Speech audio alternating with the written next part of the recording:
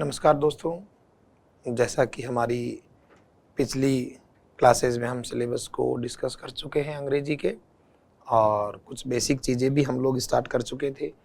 मैं पहले ही बता चुका हूं आप लोगों को कि सीधे डायरेक्ट टॉपिक पर चले जाना ज़्यादा बेहतर ऑप्शन नहीं है, क्योंकि जब तक हमारे बेसिक्स क्लियर नहीं है तब तक आगे के टॉपिक्स के बारे में जान पाना संभव नहीं है। हाँ, आप कुछ रूल्स को ज़रूर थोड़ा बहुत समझ पा सकते हो, लेकिन सिर्फ कुछ रूल्स ही, बाकी सारा जो किस्सा है वो आधारभूत चीज़ों पर, बेसिक्स पर डिपेंड करता है। हम लोगों ने अब तक जो बात की हुई है, देखें यहाँ कोई टॉपिक अभी स्टार्ट नहीं किया है, क्योंकि हमारा बेस ही क्लियर नहीं है। जब तक बेस क्लियर नहीं है तब तक टॉपिक्स के बारे में बात करना तो सिर्फ बात करना है, समझने से उनका कोई लेना देना नहीं है। देखें आप, हम लोगों ने बात की कि अंग्रेजी में हम बात करते हैं शुरुआत से। लेटर्स यानी अक्षर तो हैं 26 और इन 26 अक्षरों से, जिनको आप ABCD कहते हैं, इन 26 अक्षरों से कई शब्द बनते हैं और जितने भी शब्द बनते हैं उनको अलग अलग 8 परिवारों में बांटा हुआ है और इन 8 परिवारों को आप जो है एक नाम दे सकते हैं, वो है पार्ट्स ऑफ स्पीच। तो ये बात चल रही थी हमारे। फिर जब आप शब्दों को समझ पाएंगे तब हम जो है शब्दों से बनने वाले सेंटेंसेस के बारे में भी जानकारी रख पाएंगे। यही तो हमारा प्रश्न होता है परीक्षा में कि सेंटेंस में इस फिल इन द ब्लैंक्स में क्या लिखना है, यहाँ क्या होना चाहिए। तो सेंटेंस की जानकारी शब्दों से ही तो होगी। तो हमारा ये स्तर चल रहा था पार्ट्स ऑफ स्पीच का। आगे देखिए, हम लोग बात कर रहे थे पार्ट्स ऑफ स्पीच की। पार्ट्स ऑफ स्पीच का मतलब ये था शब्दों के प्रकार। और जैसा कि आपको ध्यान है कि शब्दों के प्रकार है अंग्रेजी में 8। आप चाहे इनको शब्द भेद भी कह सकते हैं। 8 प्रकार के शब्दों के भेद हैं। हम लोग पहले नाम एक बार रिपीट करने के लिए हल्का सा बता दें ताकि हम आगे अच्छे से समझ पाए। हमने टोटल 8 की बात करें, देखिए, नाउन होता है, प्रोनाउन होता है, एडजेक्टिव होता है,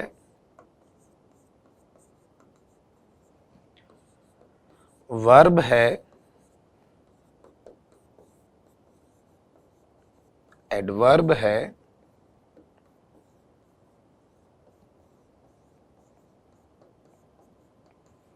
प्रीपोजिशन है,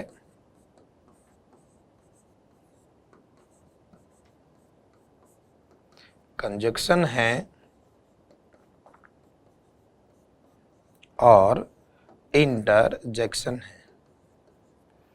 तो ये 8 प्रकार के अलग अलग शब्द अंग्रेजी भाषा में होते हैं।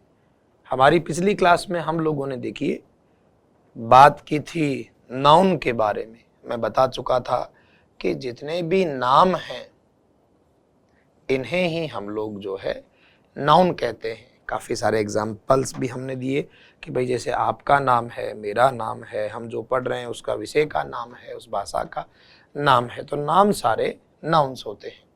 इसके बाद में हमने पिछली कक्षा में बात की प्रोनाउंस के बारे में। प्रोनाउंस से मेरा मतलब है सर्वनाम, और हम बात कर चुके थे कि प्रोनाउंस क्या होते हैं, जो नाम की जगह यूज होते हैं, जिन्हें नाम की जगह लिखा जाता है, क्योंकि बार बार किसी नाम को दोहराना नहीं चाहिए। जैसे मैं आपको आपके नाम के बजाय आप कह रहा हूँ, खुद को मैं कह रहा हूँ, तो ये ही, सी, इट, दे, यू, वी, आई, ये सारे प्रोनाउन है।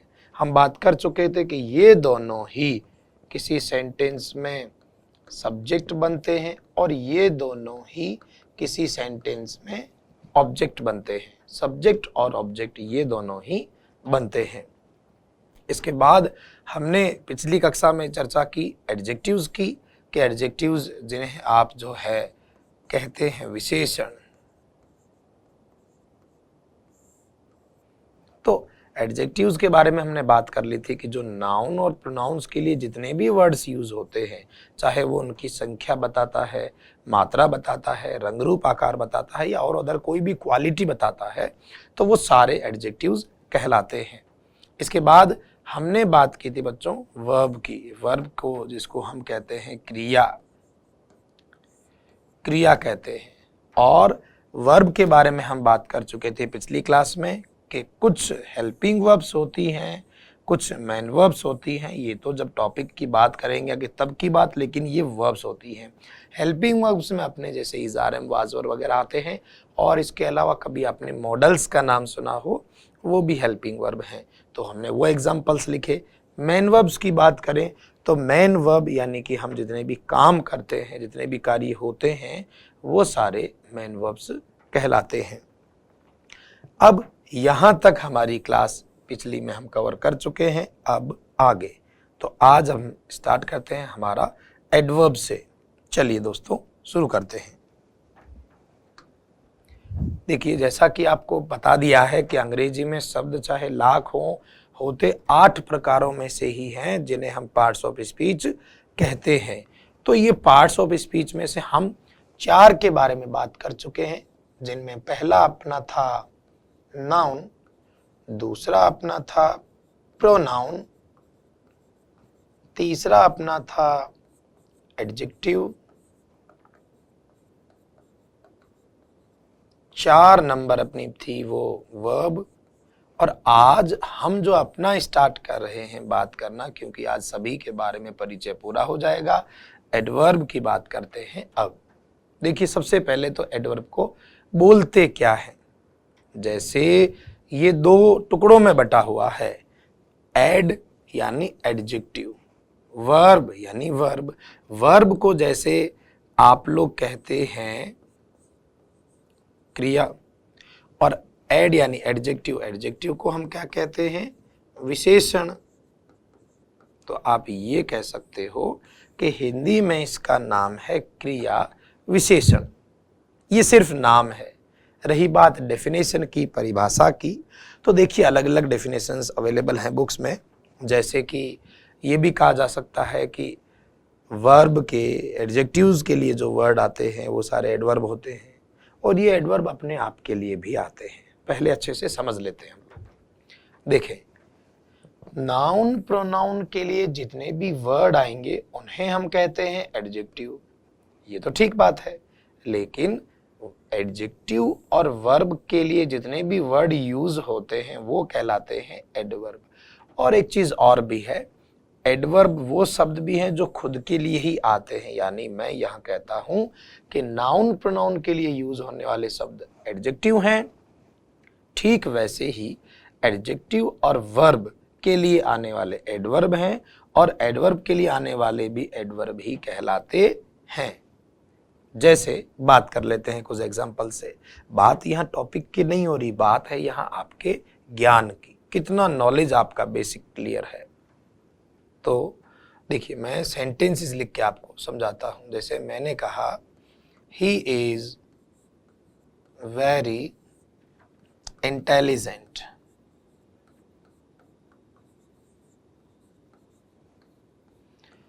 ये कोई भी एग्जाम्पल ले लेते हैं। हम यहाँ बात कर रहे हैं एडवर्ब्स के बारे में, जानकारी ले रहे हैं एडवर्ब्स के बारे में, ताकि कभी मान लीजिए आप टेंस पढ़ें तब भी एडवर्ब का नाम आएगा, और भी कई बार एडवर्ब के नाम आते हैं, तो आपको जानकारी होनी चाहिए। यहां सबसे पहले लिखा हुआ है ही क्योंकि एक प्रोनाउन है, वैसे ही सेंटेंस का सब्जेक्ट भी है। और इस ही यहां आगे ये आ रहा है अपना वर्ब। ये ही के लिए आया वर्ड इंटेलिजेंट, ही को क्वालिफाई करता है, ही के लिए आता है, और प्रोनाउन के लिए आने वाले हैं अपने एडजेक्टिव। तो ये इंटेलिजेंट तो आप आराम से समझ सकते हैं कि क्या है, एडजेक्टिव। क्यों?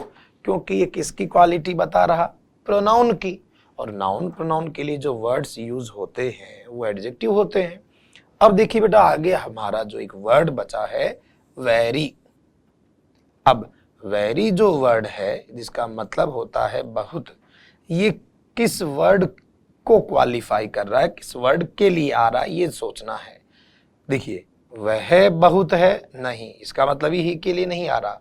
इंटेलिजेंट बहुत है, हाँ बिल्कुल, ये इंटेलिजेंट वर्ड के लिए आ रहा है। इंटेलिजेंट खुद एडजेक्टिव है, तो एडजेक्टिव के लिए आने वाले क्या हुए बेटा?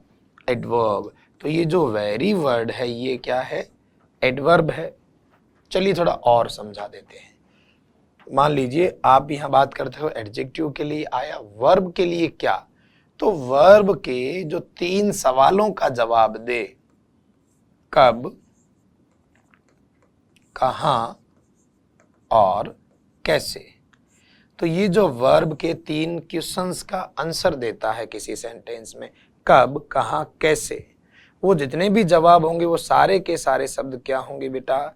एडवर्ब। जैसे और समझ लेते हैं अच्छे से, ही रन्स वेरी फास्ट,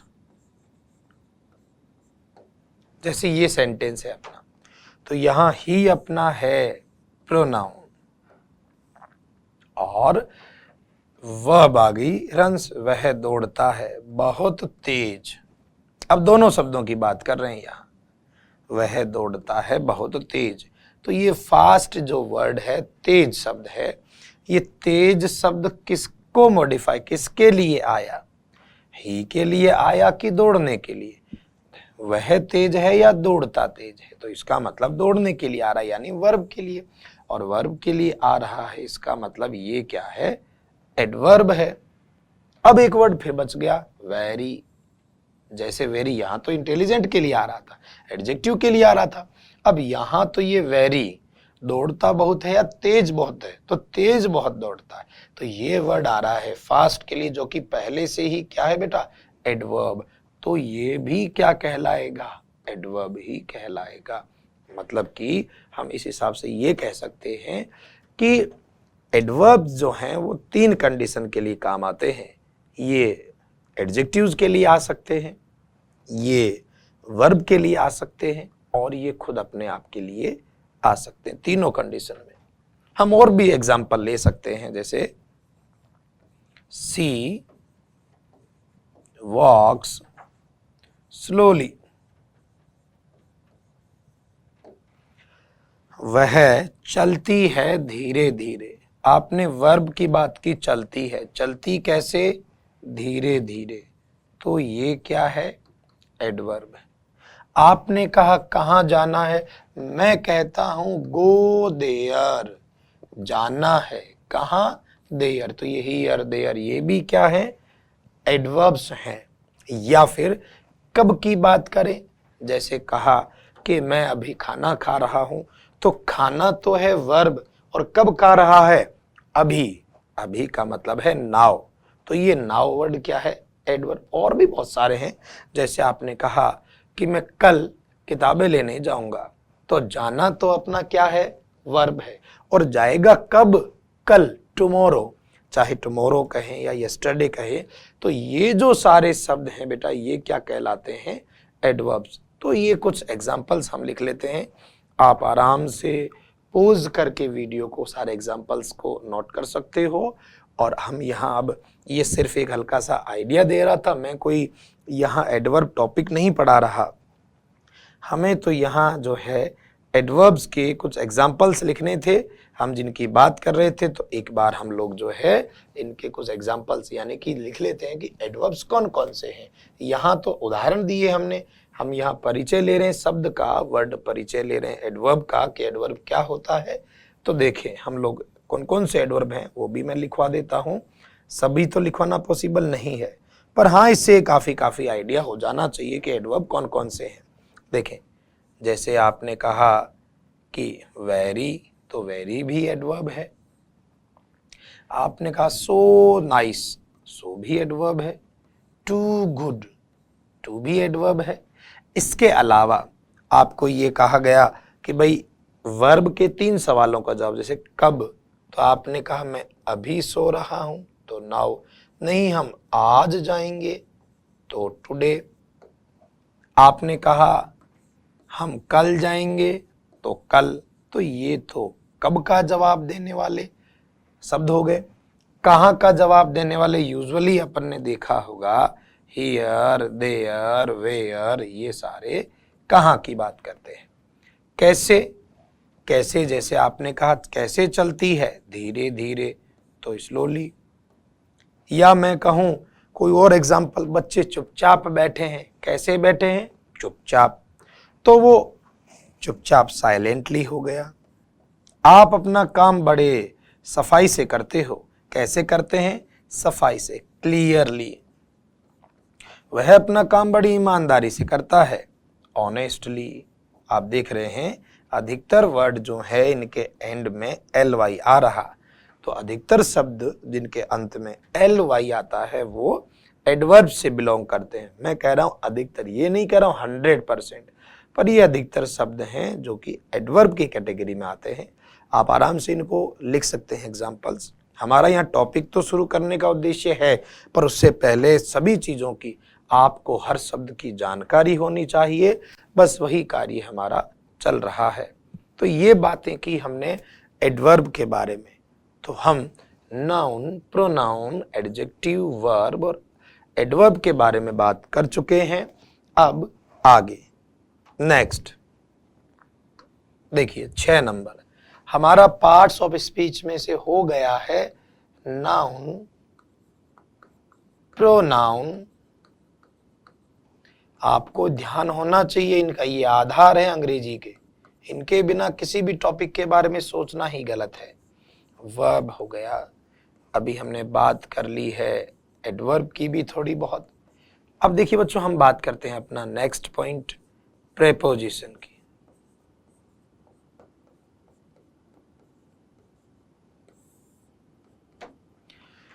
सबसे पहले तो जिस तरीके से सभी शब्दों का आपने हिंदी अर्थ बता दिया, ये व्याकरण में नाउन, सर्वनाम, संज्ञा क्या होते हैं सब आपको बता चुके हैं। सब अपने, जैसे आपने कहा भाई वर्ब क्रिया होती है, नाउन संज्ञा होती है, प्रोनाउन सर्वनाम होते हैं, तो ठीक वैसे ही देखिए प्रीपोजिशन के बारे में आपका क्या कहना है। तो प्रीपोजिशन का अगर आप हिंदी ढूंढने की कोशिश करें तो शायद ये अर्थ पाएंगे पूर्व सर्ग, पर ये कोई ज्यादा तर्क संगत में नहीं मानता। हालांकि ग्रामर में इनको संयोजक भी कहा जाता है, पर ज्यादा बेहतर ये होगा आपने हिंदी में कभी एक नाम सुना हो, कारक। ठीक ये कारक जो होता है, बिल्कुल यही काम ये हमारे अंग्रेजी में प्रीपोजिशन करते हैं। क्या काम करते हैं ये प्रीपोजिशन जो होते हैं वो किसी नाउन या प्रोनाउन के पहले ही आते हैं। पहली चीज तो ये किसी नाउन या प्रोनाउन के पहले आकर जो क्रिया आ रही है उससे उनका संबंध बता सकते हैं, या कोई और रिलेशन किसी अन्य शब्द से ये बता देते हैं। जैसे कारक में आप पढ़ते हो कर्ता ने, कर्म को, करण से, अधिकरण में, पेपर, तो ये सारा है प्रीपोजिशन। जैसे आपने कहा कि भाई मैं कक्षा में बैठा हूं, तो आप पूछे कक्षा में, तो ये मैं हो गया। मैंने कहा मेरी बुक्स टेबल पर रख दो, तो कहा टेबल पर, तो ये पर। मोहन को बुला लो, किसे, मोहन को, तो ये जो मैं, पे, पर, का, की, के, को जैसे हिंदी में कारक होते हैं, ठीक वैसे ही अंग्रेजी में प्रीपोजिशन होते हैं। और ये काफी इंपॉर्टेंट टॉपिक भी है ग्रामर में, ये लगभग सभी एग्जाम्स में पूछा जाता है। इसको पूरा डिटेल से पढ़ेंगे, अभी सिर्फ इसकी थोड़ी सी जानकारी दी है मैंने। जैसे आपने in, on, into, to, from,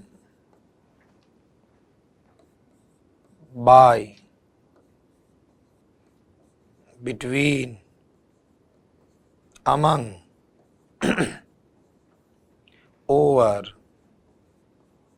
upon, above, at, तो ये काफी सारे हैं। तो इन सब को हम किस नाम से जानते हैं, प्रीपोजिशंस के नाम से जानते हैं। और ये जो है ये हमारे सिलेबस में काफ़ी अच्छा योगदान रखता है, इसलिए इस टॉपिक को बिल्कुल बिना कोई दिक्कत के विस्तार से पढ़ेंगे। अभी हम यहाँ कोई टॉपिक की जानकारी नहीं दे रहे, हम यहाँ बात कर रहे हैं कि अंग्रेजी में जो शब्द होते हैं, वैसे अंग्रेजी में शब्दों की संख्या 8 बताई है मैंने, अलग अलग परिवार 8 बताए हैं, तो उन्हीं 8 की जानकारी ले रहे हैं। हम आज बात कर रहे हैं एडवर्ब के बारे में। ये थोड़ा सा परिचय हमने दिया है प्रीपोजिशंस का। आप आराम से एक एक चीज को लिखते जाएं। देखिए, जब तक आप खुद साथ में योगदान, सिर्फ वीडियो देखने से काम नहीं बनता है। मेरा काम है 50% गाइड का, बाकी का 50% एक जो सीखने वाला होता है वो उसका योगदान होता है। आप अगर इनको लिख नहीं रहे हैं, ढंग से देख नहीं रहे हैं, तो फिर वो व्यर्थ है, समय व्यर्थ करना हुआ।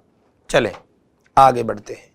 तो हम लोग 6 वर्ड्स की बात कर चुके हैं। नेक्स्ट अब आता है हमारा 7 नंबर का। देखिए 7 नंबर में हमने लिखा था कंजक्शन।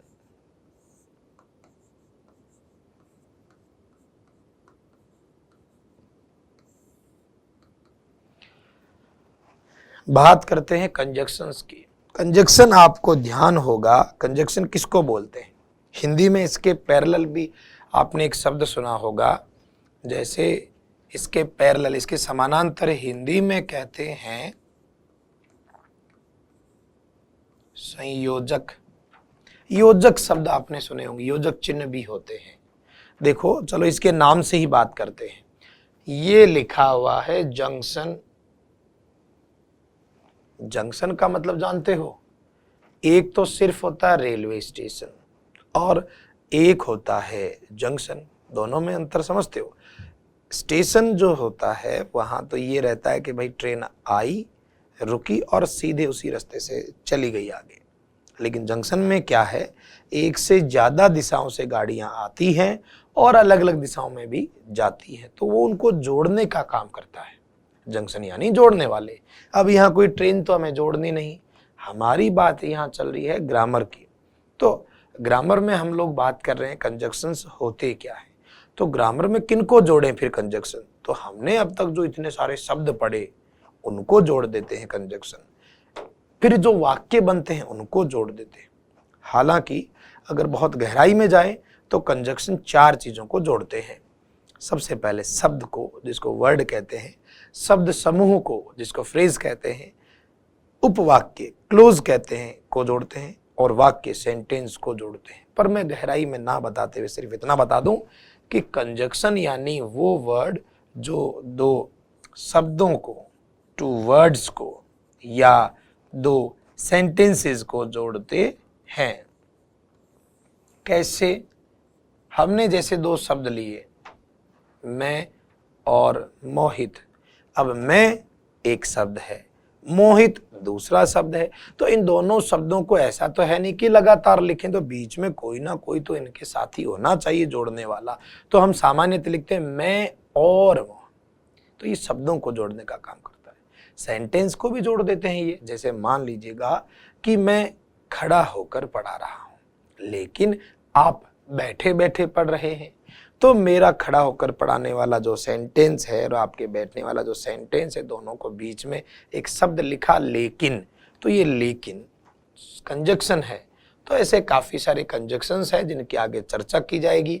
फिर भी आपको परिचय देने के लिए मैं कुछ जो है एग्जाम्पल्स लिख देता हूं कि लगभग इनको हम कंजक्शंस कहते हैं। देखिए, आपने सुना होगा कभी एंड, बट, और, nor, yet, either or, neither nor, both and, not only but also,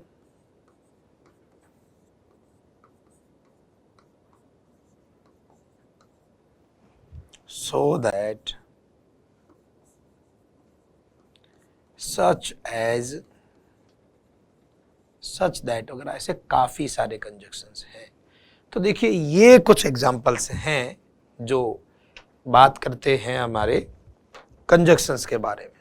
यानी हम लोग सिर्फ यहाँ ये बात कर रहे हैं कि कंजक्शन होते क्या है। तो कंजक्शंस इनको कहते हैं जिनका काम है शब्दों या वाक्यों को जोड़ना। आप आराम से वीडियो को पॉज करते हुए इन एग्जांपल्स को लिखें, तभी जाकर वो सार्थक होगा। तो देखिए हम लोगों ने बात कर ली है अब तक 7 कैटेगरी की, अंग्रेजी में है तो टोटल 8, एक और बचा हुआ है जिसकी चर्चा हम लोग अब कर लेते हैं। देखिए last and least 8th number, जिसे हमने लिखा था इंटरजेक्शन के नाम से। हालांकि ये कोई स्पेसिफिक सिलेबस में नहीं दिया जाता है कि इंटरजेक्शन पूछते हैं, फिर भी जैसे इनके सेंटेंसेस जरूर हमारे काफी काम आते हैं। अब इंटरजेक्शन होते क्या हैं, सबसे पहले तो ये बात आती है, चलो सिलेबस में हो या नहीं वो तो बाद की बात है, पर इनके बारे में हमें जानकारी होनी चाहिए कि इंटरजेक्शंस हैं क्या। तो इंटरजेक्शन के लिए आपको इशारा करूं, देखिए आपने कभी एक ऐसा चिन्ह देखा होगा, साइन देखा होगा ऐसा, बिल्कुल आप सही सोच रहे हैं, इसको विस्मयादि बोधक जिसको हम कहते हैं। इसके और भी नाम है अंग्रेजी में, जैसे एक्सक्लेमेटरी भी कहते हैं, हिंदी में जिसको आप कहते हैं विस्मयादि बोधक।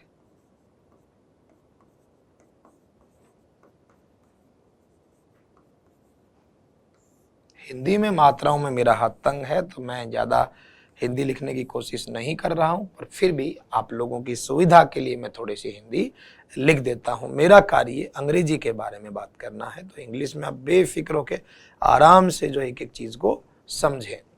चले, तो हम यहाँ बात कर रहे थे कि ये है क्या। देखिए इंटरजेक्शन वास्तविकता में ऐसे शब्द हैं जो हमारे मन में अचानक आई हुई भावनाओं को, विचारों को या कोई फीलिंग्स को शब्दों में पिरो दे। अचानक बोलो अरे क्या हुआ, ओ ये तो नहीं रहा, अरे, तो ये जो भावनाओं को व्यक्त करने वाले शब्द हैं, हमारे विचारों को अचानक आए हुए एक्सप्रेशंस को व्यक्त करने वाले शब्द हैं, इन्हें हम लोग जो है एक्सक्लेमेटरी वर्ड्स कह दीजिए, इंटरजेक्शंस कह दीजिए, कहते हैं। जैसे सामान्य जो आते हैं मैं वो आपको एग्जांपल्स बता देता हूं। जैसे कभी कहा ओह, या आपने कभी वर्ड देखा हो अलास, या आपने कभी वर्ड देखा हो क्या, व्हाट, या कभी बोलते हैं वाई, क्यों, या आप किसी चीज को देखकर बोलते हैं वाओ, या बोलते हैं अरे वाह, हुर्रा, फिर कभी कभी बोलते हैं अरे कैसे हुआ ये। तो ये जो सारे शब्द हैं इन्हें हम लोग जो है इंटरजेक्शंस की श्रेणी में रखते हैं। हालांकि इंटरजेक्शंस जो हैं वो स्पेसिफिक कोई अपना महत्वपूर्ण योगदान नहीं रखते हैं सिलेबस में, लेकिन फिर भी क्योंकि हम परिचय की बात करते हैं तो सभी 8 शब्दों का परिचय मैं बता चुका हूं। चलें आगे। तो इस तरीके से देखा दोस्तों आपने कि हम बात कर रहे हैं कि अंग्रेजी में जितने भी शब्द हैं उनको 8 भागों में बांटकर और उनको नाम दे दिया पार्ट्स ऑफ स्पीच, जिनकी हम बात कर चुके हैं। और वो कौन कौन से हैं देखिए, आपको शायद अब तो याद हो गए होंगे इतनी बार लिखने के बाद। नाउन है, प्रोनाउन है, एडजेक्टिव है,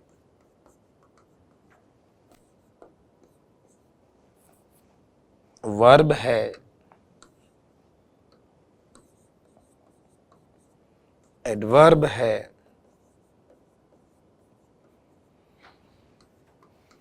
प्रेपोजिशन है,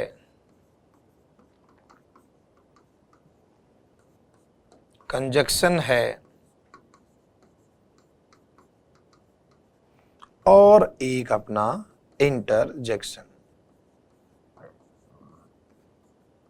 तो देखो ये सारों के बारे में हम बात कर चुके हैं।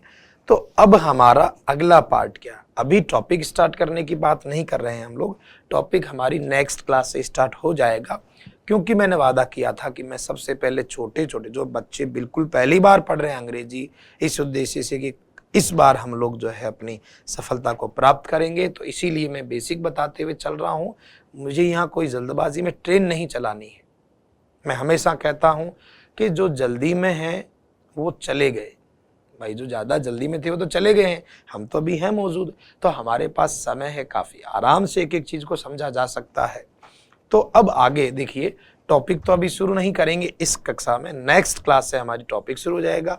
आज मैं आपको टॉपिक पढ़ाने के बजाय जिस तरह से, क्योंकि मैं टॉपिक शुरू कराने से पहले मेरा उद्देश्य रहता है कि बेसिक चीज़ों को पहले क्लियर कर दिया जाए, ताकि जब टॉपिक्स चलें तो बीच बीच में बाधाएं नहीं आए। तो इसी उद्देश्य को पूरा करते हुए मैं जो है आपको आज वर्ब के बारे में कुछ बेसिक चीज़ें बता देता हूँ।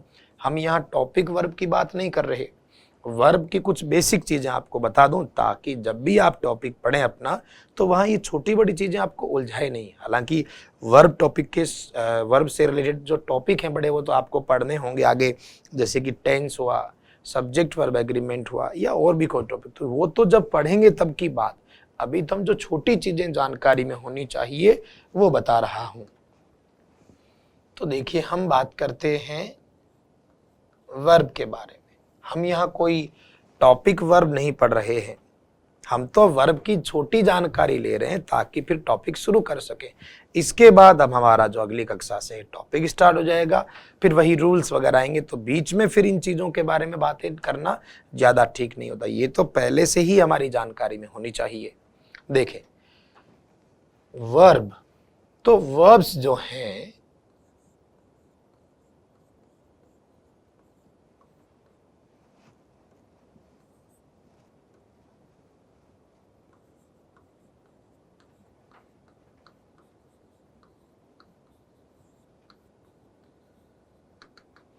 कि क्रियाएं जो हैं वो दो प्रकार की होती है। हाँ, अलग अलग भागों में, अलग अलग परिस्थितियों में बहुत प्रकार की होती होंगी, पर वो तो आगे की बात।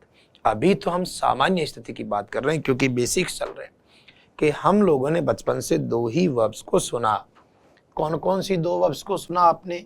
देखिए, एक तो आपने सुना होगा जिन्हें हम कहते हैं हेल्पिंग वर्ब, ठीक है, जिसको आप हिंदी में सहायक क्रिया कहते हो। इसका एक नाम और भी आपने सुना होगा, काफी प्रचलित रहता है,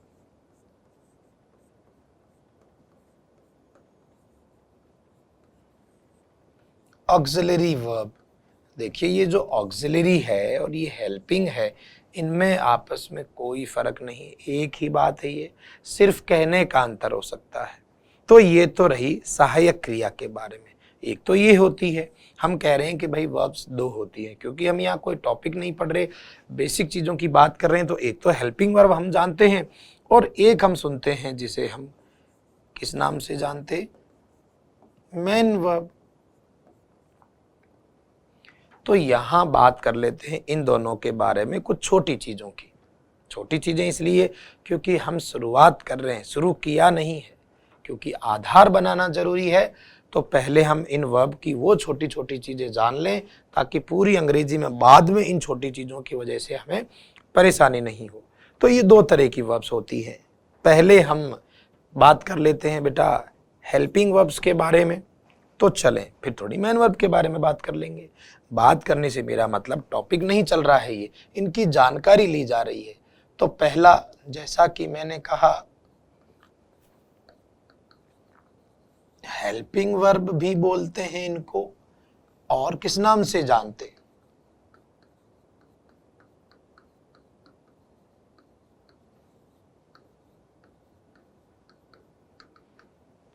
ऑक्सिलरी वर्ब्स। चाहे आप हेल्पिंग वर्ब कहें चाहे ऑक्सिलरी वर्ब कहें, इनके बारे में आपके पास कौन सी जानकारी होनी चाहिए, ताकि फिर हम आगे छोटी बड़ी चीज़ों में उलझन नहीं हो। तो इनके बारे में एक तो चीज़ बहुत ज़रूरी है, वो ये कि हेल्पिंग वर्ब्स जो हैं वो सिर्फ हेल्प कर सकती है। हेल्पर का समझते हो मतलब, हेल्पर हेल्पर ही होता है, मेन काम तो मेन वर्ब करती है, ये तो सिर्फ सहारा दे सकती है। इसलिए ये भी ज़रूरी है कि जिन्हें हेल्पिंग वर्ब नाम दिया जाता है वो कभी भी मेन वर्ब के बिना नहीं आते। आप चाहे तो अपनी नोटबुक में नोट कर सकते हैं इस लाइन को, कि हेल्पिंग वर्ब्स का यूज़ कभी भी बिना मेन वर्ब के नहीं होता है।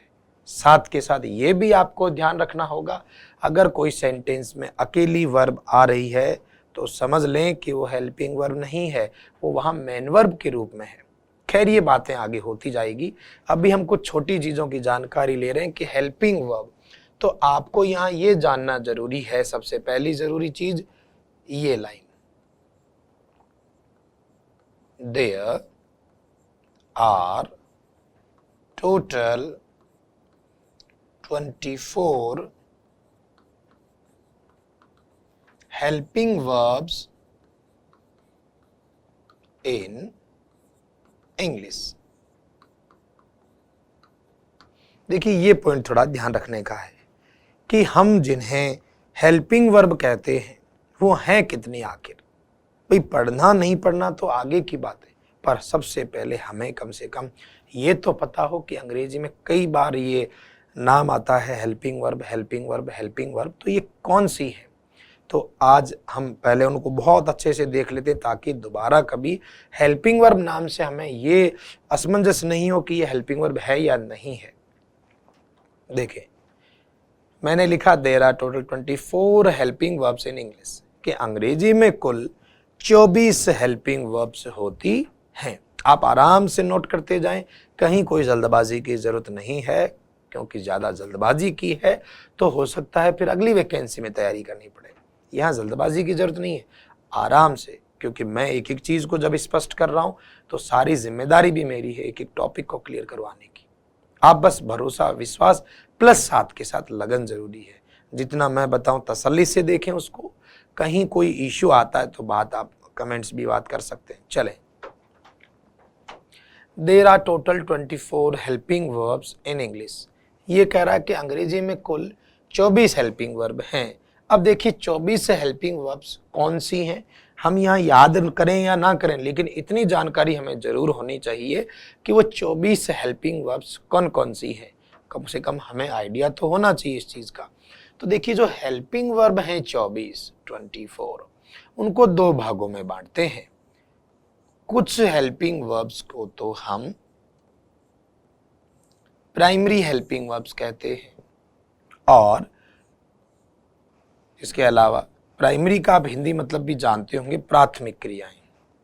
प्राथमिक क्रियाएं कौन सी हैं, आप जितनी भी हेल्पिंग वर्ब प्रेजेंट टेंस और पास्ट टेंस में पढ़ते हैं वो सारी, हालांकि यहाँ टेंस की बात नहीं कर रहा, मैं सिर्फ बता रहा हूं कि प्राथमिक सहायक क्रियाएं तो ये होती हैं बेटा टोटल 11 कौन सी है, क्या है वो सारी अभी हम बात कर लेते हैं। देखिए 11 में से एक वर्ड अपने अंग्रेजी में होता है बी, जिसका हिंदी अर्थ होता है होना। 5 रूप तो हेल्पिंग वर्ब में इसके हैं, कौन कौन से हैं देखें, इज, आर, एम, वाज और वर। तो ये 5 वर्ड जो हैं वो बी के रूप हैं, यानी बी के 5 अलग अलग रूप हैं, वो जो कि आप हेल्पिंग वर्ब के रूप में देखते हैं। होना, ही इज वह है, दे आर वो हैं, आई एम मैं हूं, था थे, चाहे भूतकाल की भी बात क्यों ना हो, तो बी के 5 रूप। तो ये हो गई प्राइमरी में।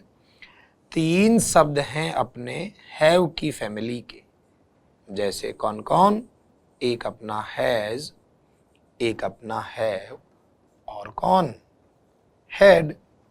3 इसके हो गए हैं। इसके अलावा एक आपने कभी सुना हो डू, डू के कौन कौन हुए, डज, डू और डिड। तो देखिए ये हैं total 11 primary helping verb. Primary helping verb यानी प्राथमिक क्रियाएं जो प्रेजेंट और पास्ट टेंस में पढ़ते हो। तो ये देखिए बी के हो गए 5, 3 इसके और 3 ये। इनमें क्या चीज हमें और भी जाननी जरूरी है, वो ये कि इनमें से कौन कौन सी सिंगुलर है, एक वचन है, और कौन कौन सी प्लूरल है यानी बहुवचन है। तो देखें बेटा, क्रिया के बारे में, वर्ब के बारे में एक चीज तो आप हमेशा दिमाग में रखें, जो कि मैं आगे की कक्षा में लिखवा भी दूंगा, कि जो वर्ब होती है, अगर किसी वर्ब का आखिरी अक्षर आपको एस दिखता है तो ये समझ लें कि वो क्रिया एस मीन्स सिंगुलर है यानी एक वचन है। जितनी भी क्रिया है, हम यहाँ क्रिया की ये लिखवाऊंगा, मैं आगे आराम से बताते चलूंगा, समझाऊंगा भी वो बाद में। तो देखिए इनमें ऐसी कौन कौन सी क्रियाएं हैं जिनके अंत में एस आ रहा है जो कि एक वचन है। तो पहली लाइन में देखिए इज में एस आया तो एक इज है, दूसरा वाज में एस है तो वाज एक वचन है, इधर हैज में एस है तो हैज एक वचन है, और इधर डज में एस है तो डज एक वचन है।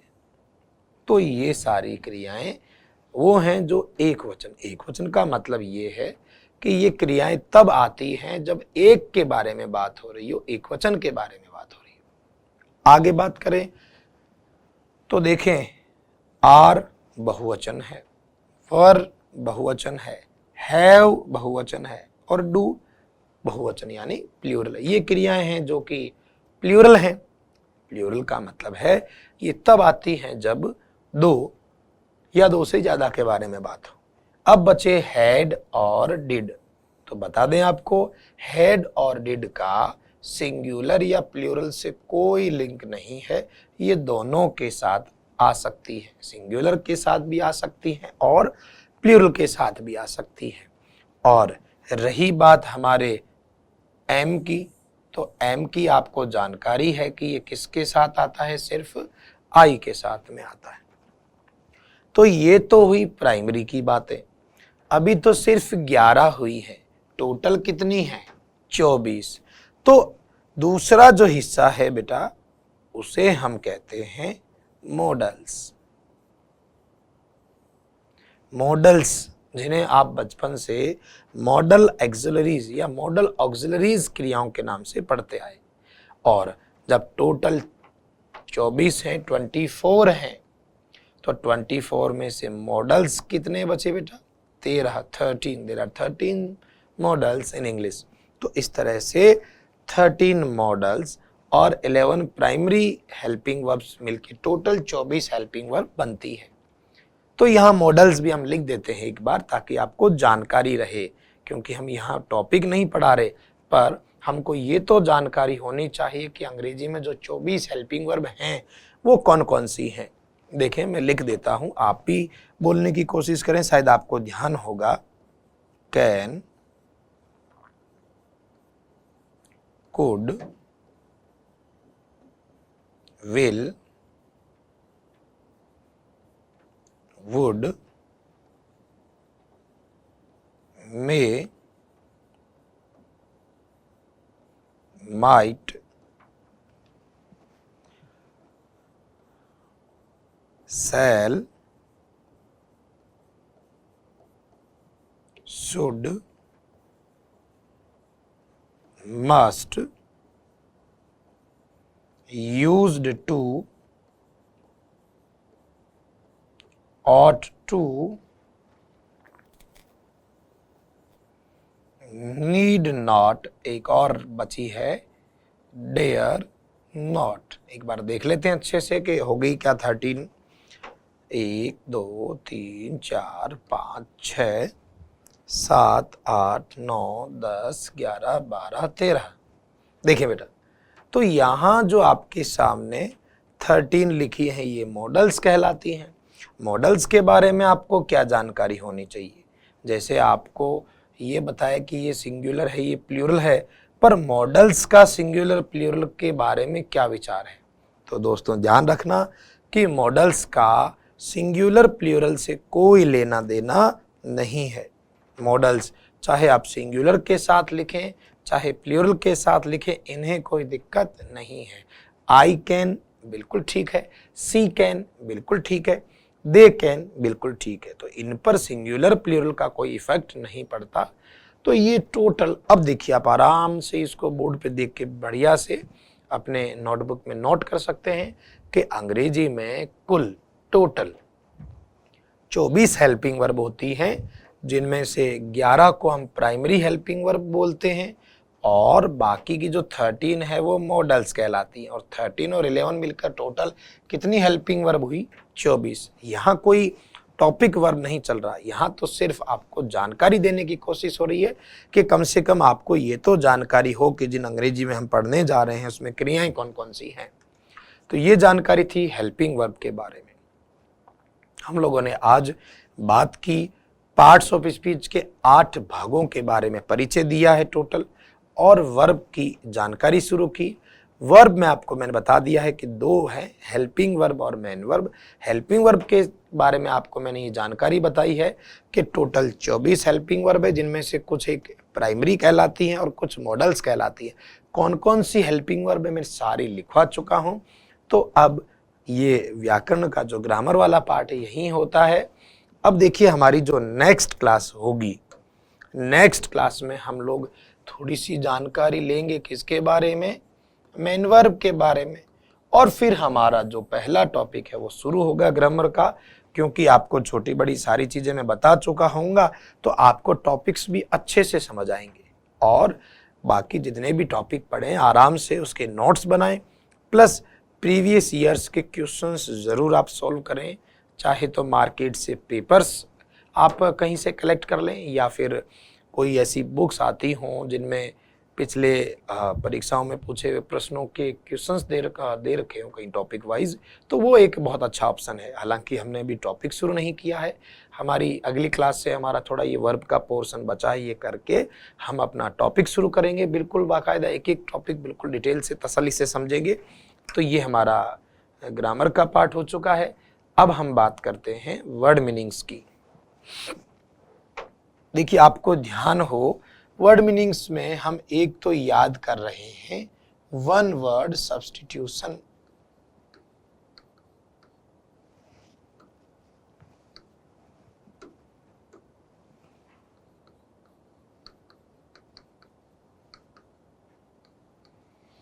और वन वर्ड सब्स्टिट्यूशन याद करते हुए हम लोग स्टार्ट किया था ऐसे वर्ड्स को याद करना जिनके एंड में लिखा आता है साइड।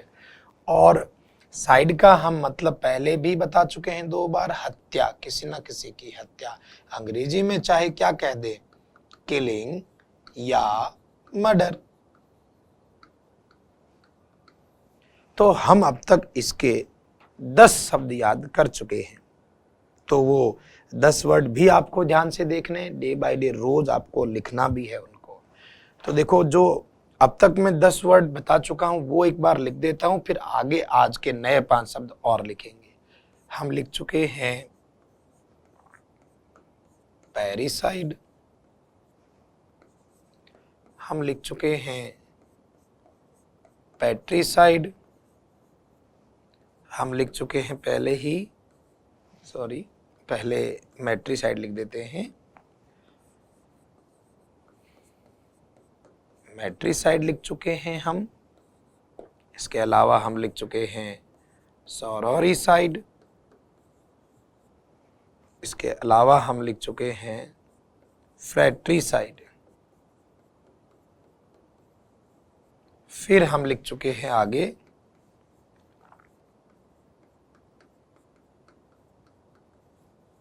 मैरिटिसाइड,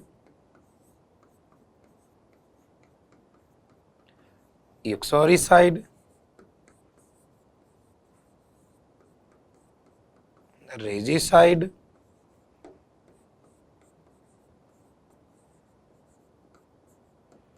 इन्फेंटिसाइड,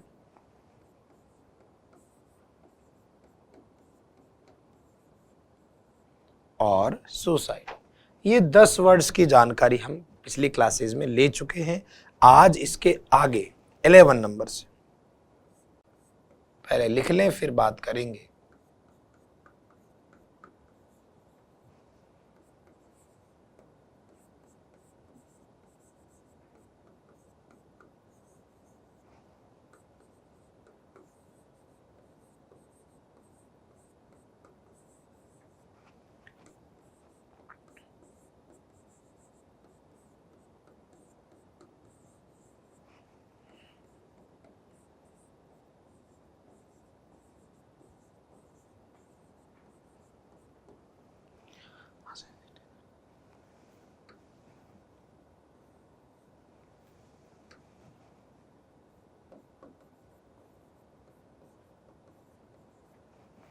देखिए ये सारा, तो ये 5 वर्ड हम लोग 10 वर्ड्स को पिछली हमारी क्लासेस में डिस्कस कर चुके हैं, क्योंकि मैं कह चुका था कि वर्ड मीनिंग भी बहुत एक महत्वपूर्ण पार्ट अदा करती है, क्योंकि हम सिर्फ ग्रामर से एक आधार तो प्राप्त कर सकते हैं, लेकिन और लोगों से आगे नहीं बढ़ सकते।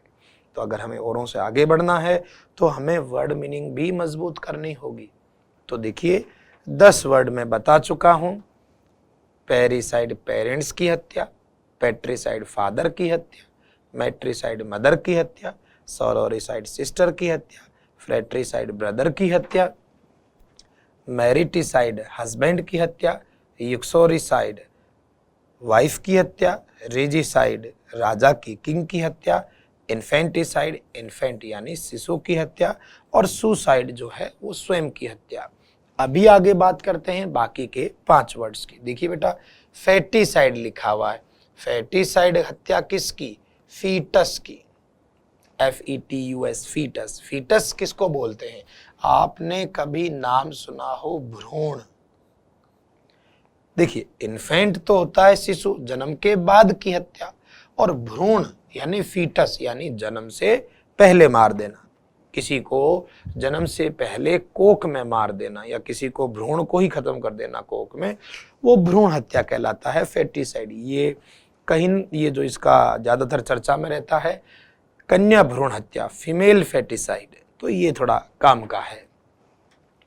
आगे बात करें होमिसाइड की, H लिखा है, तो H से हम एक वर्ड बना लेते हैं ह्यूमन। ह्यूमन यानी मानव की हत्या, किसी भी मानव की हत्या होमिसाइड कहलाती है। आगे बात करें जेनोसाइड, जी का मतलब हम ले लेते हैं ग्रुप से, GROUP ग्रुप। ग्रुप यानी कई लोगों की, एक समूह की हत्या कर देना। जब एक साथ कई लोगों की हत्याएं कर दी जाती है, हत्याकांड जिसको कहते हैं, एक और भी शब्द है इसका, नरसंहार, तो वो कहलाता है जेनोसाइड। अंग्रेजी में इसके लिए एक शब्द और भी काफी प्रचलित है, आप अगर ध्यान हो आपको, मैस्कर, तो ये भी इसी को ही बोलते हैं।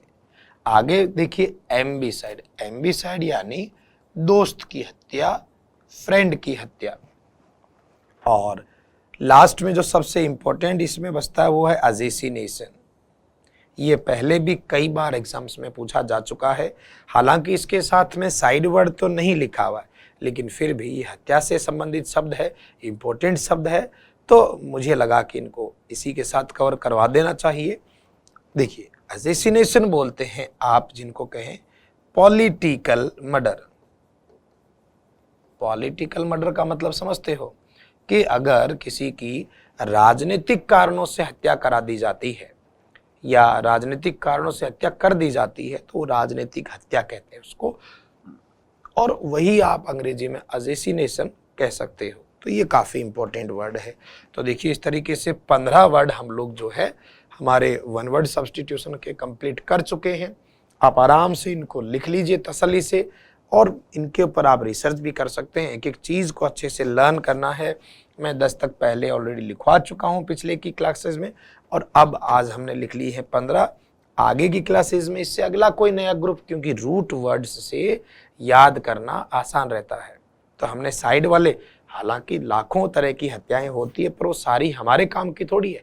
हम लोग तो सिर्फ उन वर्ड्स की बात करते हैं जो रेगुलरली एग्जाम्स में जो है हाईलाइट रहते हैं।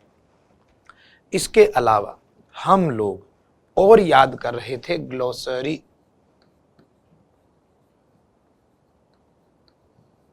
ग्लोसरी ऑफ टेक्निकल टर्म्स, कार्यालय के पारिभाषिक शब्दावली, जो कि हिंदी में भी आता है और अंग्रेजी में भी आता है। हम अब तक 10 याद कर चुके हैं। मैं हर क्लास में आगे के 5 लिखवाता हूँ ताकि साथ के साथ ग्रामर भी तैयार रहे बच्चे की, और वर्ड मीनिंग जो कि बहुत ज़्यादा बच्चों को परेशान करती है वो भी तैयार रहे। 10 हम लिख चुके हैं, उसके आगे से 11 नंबर से लिखते हैं। आप इनके लिए प्रीवियस वीडियोस देख सकते हो कि पहले कौन कौन से वर्ड्स का डिस्कशन इन लोगों ने या हम लोगों ने किया हुआ है।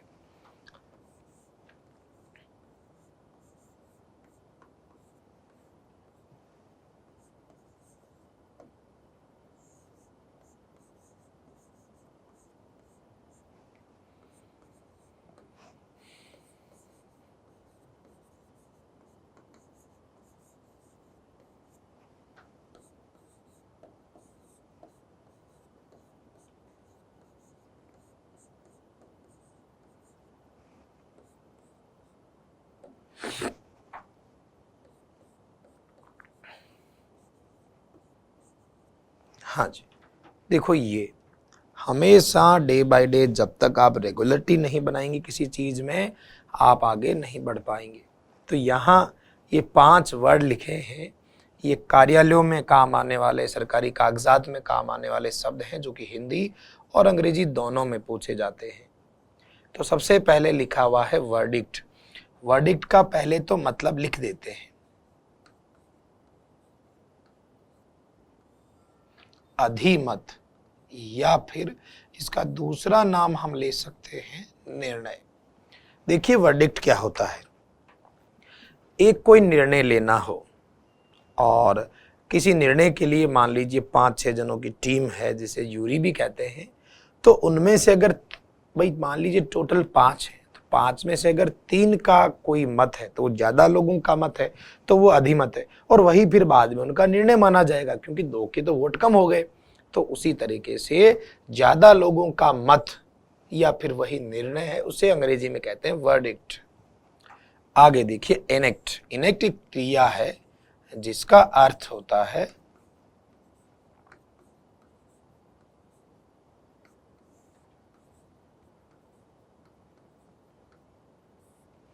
अधिनियम बनाना, कानून बनाना, एनेक्ट। आगे देखिएगा लिखा हुआ है रिमाइंडर।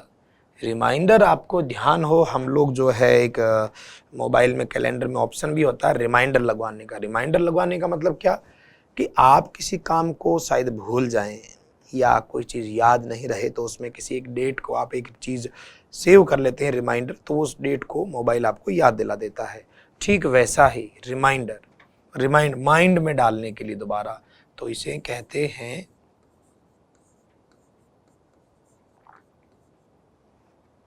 अनुस्मारक भी कहा जाता है, कहीं कहीं इसके लिए स्मरण पत्र शब्द भी काम में लेते हैं। तो ये रिमाइंडर के बारे में बात हुई। उसके बाद हमारा अगला शब्द लिखा हुआ है डिटेंशन। तो डिटेंशन देखिए बेटा, आप पहले लिख लें नजरबंदी। नजरबंदी एक तरीके से देखिए किसी को कैद कर दिया जाता है, चाहे उसके घर में ही क्यों ना हो, कि भाई आपको जैसे कोर्ट वगैरह के आदेश भी हो जाते हैं कि यहाँ तक आपको नजरबंद रखा जाएगा, कैद रखा जाएगा, तो वो डिटेंशन जो है वो नजरबंदी है, कैद है। आगे बात करते हैं इनटू टू। तो इनटू टू का मतलब होता है पूरा, या आप एक शब्द और भी लिख सकते हैं संपूर्ण, संपूर्ण या पूरा। जैसे अंग्रेजी में एक वर्ड आता है ना होल, संपूर्ण, ठीक वैसा ही ये इनटू टू है। तो देखा, इस तरह से आप इनको रेगुलर जो है डेली के डेली 5-5 सिर्फ लिखना नहीं, इनके बारे में चर्चा करना। जैसे मुझे अगर सिर्फ लिखना होता तो एक अलग मैटर, हर वर्ड के बारे में डिस्कशन भी होना जरूरी है। तो ये आप आराम से लिखते जाएं। जो वन वर्ड सब्स्टिट्यूशन है वो अलग जगह लिखें, और ये जो टेक्निकल टर्म्स इनको अलग लिखें। और एक मैंने कहा था एक नई कैटेगरी भी हमें वर्ड मीनिंग में शुरू करनी है, क्योंकि सारा जो तैयारी है वो आप मुझ पे छोड़ दें तो वर्ड मीनिंग भी मैं ही करवाता हूँ। तो इनको आप अच्छे से रिवाइज करते रहें डे बाय डे। अब एक नई कैटेगरी और शुरू कर लेते हैं, डेली ये भी चलेंगे। इनके साथ के साथ हम कन्फ्यूजेबल वर्ड, जैसा कि मैं पिछली क्लास में कह चुका हूं, कन्फ्यूजेबल वर्ड्स भी हम लोगों को स्टार्ट करने थे। तो कन्फ्यूजेबल वर्ड्स का मतलब ये है कि ऐसे शब्द जो या तो स्पेलिंग मिलती जुलती है या फिर उनका उच्चारण मिलता जुलता है, लेकिन मिलता जुलता सिर्फ दिखने में या लगने में है, अर्थ उनके मीनिंग जो है बिल्कुल अलग अलग हैं। तो रोज थोड़ा थोड़ा इनको पढ़ेंगे। जैसे हम लोग वन वर्ड 5 लिखते हैं, हम लोग टेक्निकल टर्म्स 5 लिखते हैं, तो इन्हें भी जो है हम लोग अब डे बाय डे 2-4 लिखते जाएंगे, ताकि मेमोरी बहुत एक साथ तो बहुत सारे नहीं पढ़े जा सकते, लेकिन फिर भी थोड़ा थोड़ा रोज हम कर सकते हैं। 1 नंबर से शुरू करते हैं, इसको बताना। जैसे आपने लिखा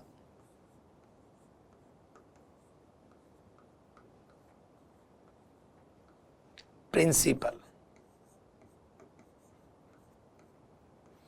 और आप लिखते हो प्रिंसिपल। एक तो इसकी बात कर लेते हैं, एक वर्ड और ले लेते हैं बहुत कॉमन,